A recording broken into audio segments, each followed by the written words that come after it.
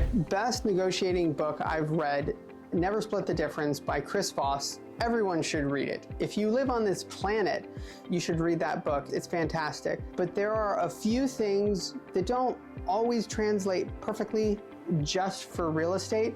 And one of them is this concept of the extreme anchor.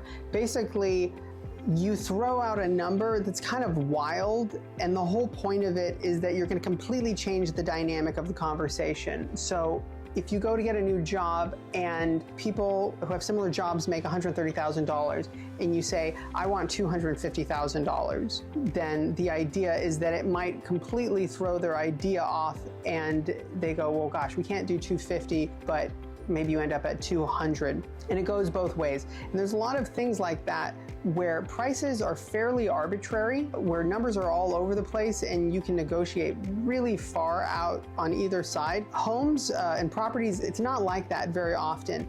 If a house is listed for $1 million and other houses have sold for around $1 million that are similar, if you're a good negotiator, maybe you're getting it for $950, maybe you're getting it for $925, maybe you're getting some other terms that are better for you. You're not getting it for $600,000. And if you throw out an extreme anchor and say $600,000 or $700,000, they're just gonna say you're a joke, go away. On a regular basis, when I'm listing a property and I get offers that are just nonsense, mainly from just investors who they go online and they literally send out an offer to every single house.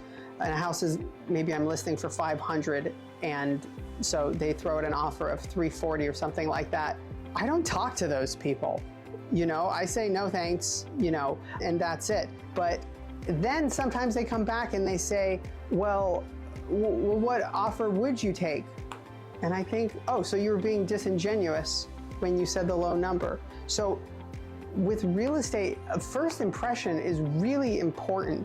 You've really got to make sure that you don't start off on the wrong foot, because the second that the other agent or the buyer, the seller on the other side says, I don't like this person, it's almost impossible to overcome that. If they actually go, I don't like this person, I don't want to work with them. So in that particular sense, the extreme anchor, which I think is brilliant in a lot of things, it's usually a pretty bad idea for real estate negotiating.